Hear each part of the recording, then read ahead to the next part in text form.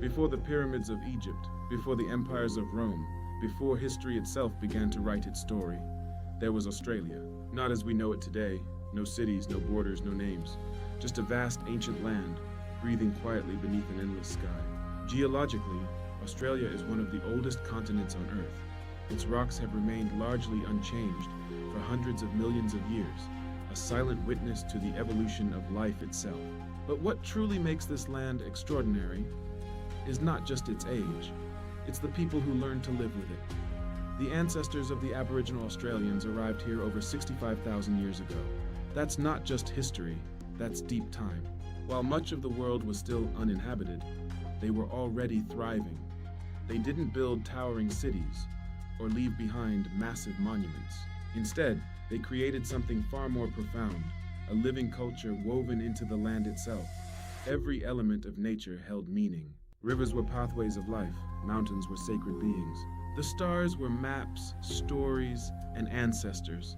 This knowledge system, often described as dreaming or dream time, was not mythology in the conventional sense. It was a complete way of understanding existence. It was science, spirituality, law, and identity combined into one. Their environmental knowledge was incredibly advanced.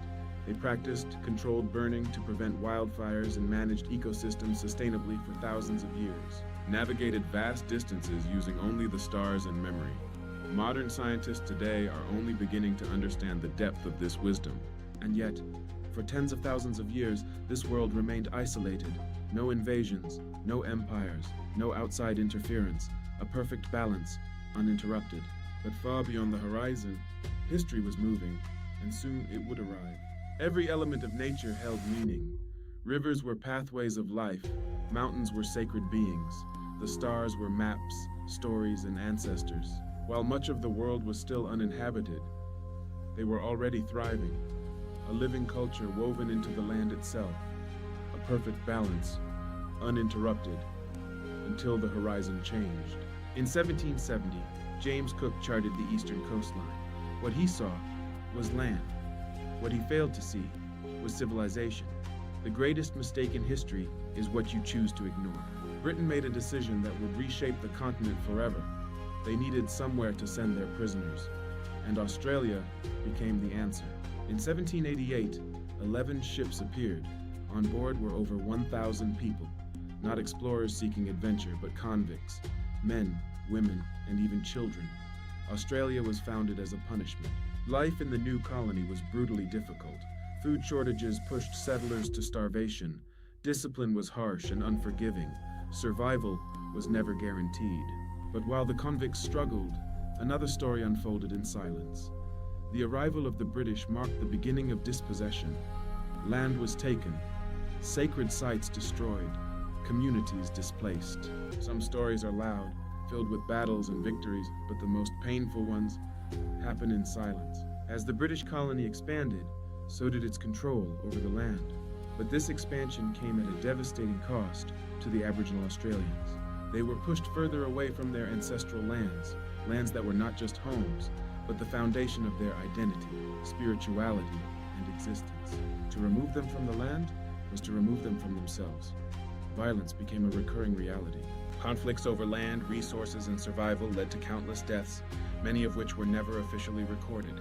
But even beyond violence, there was something more systematic, something more controlled, a policy designed not just to dominate, but to erase.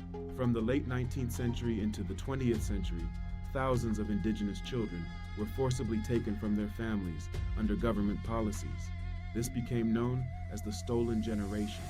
Children taken not because of war, but because of who they were. They were placed into institutions or with non-indigenous families. They were forbidden to speak their language, forbidden to practice their culture. The goal was clear, to assimilate them, until their identity disappeared.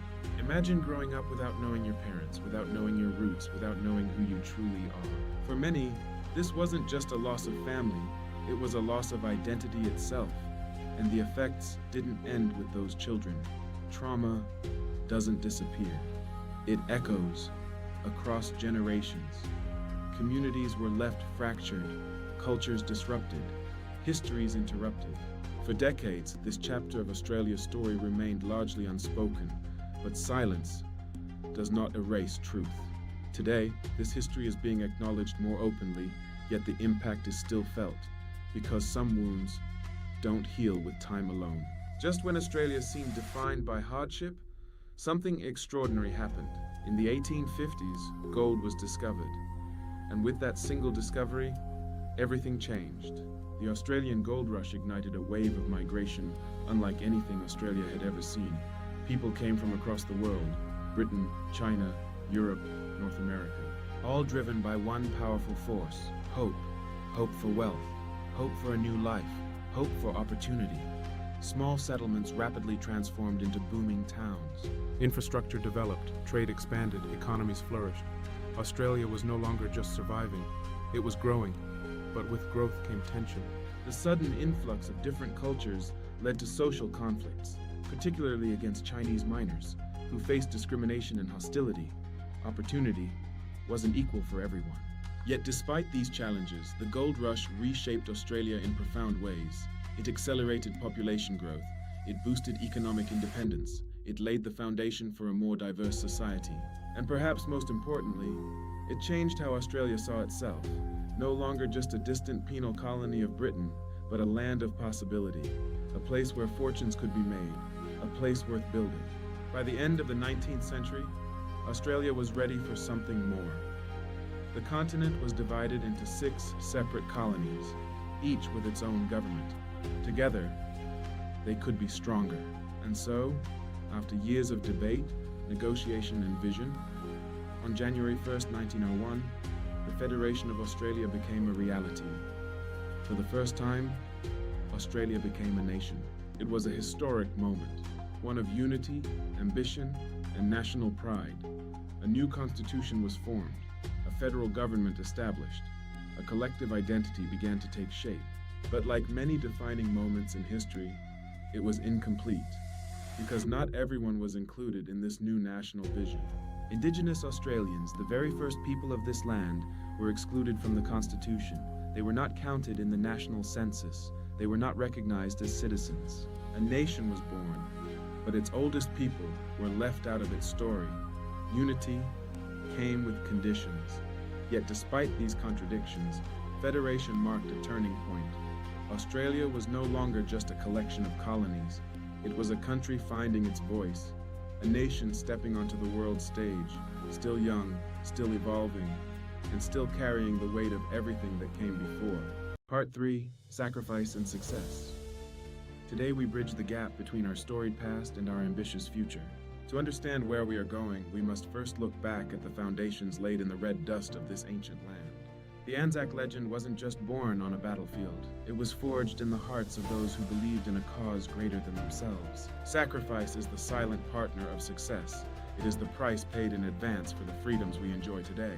It's in the quiet moments of reflection at memorials across the nation where the true weight of that cost is felt. But that cost brought us a legacy of courage, a spirit of mateship that remains our national compass. As the sun set on that era, it rose on a new Australia, one built on the grit and determination of those who came before. From the skylines of our cities to the labs of our innovators, the Anzac spirit has evolved into a drive for excellence. Success today is measured by our ability to solve the world's most complex challenges through innovation and technology. We aren't just participating in the global stage. We are leading, driven by the same resolve that defined our ancestors. In renewable energy, medical research, and space exploration, we are turning sacrifice into sustainable success. Our medical breakthroughs continue to save lives globally, a testament to our relentless pursuit of better outcomes for all. But material success is hollow without social harmony. Our greatest achievement is our journey toward reconciliation. This is a journey of listening, learning, and honoring the 65,000 years of culture that pulses through this land. True reconciliation is about bridging the gap between our histories to create a shared, inclusive future. It requires the same courage as the Anzacs, the courage to face the truth and choose the path of healing. We see this success in our schools and communities, where the next generation is leading the way with empathy. Our identity is now a tapestry of many threads, each one contributing to the strength of the whole. Sacrifice built the foundation, success gave us the means, but reconciliation provides the meaning. As we move forward, let us remember that our greatest strength lies in our unity and our shared values. Success isn't just about economic growth, it's about the quality of the society we build together. The future is bright, but it demands our constant attention and our unwavering commitment to each other.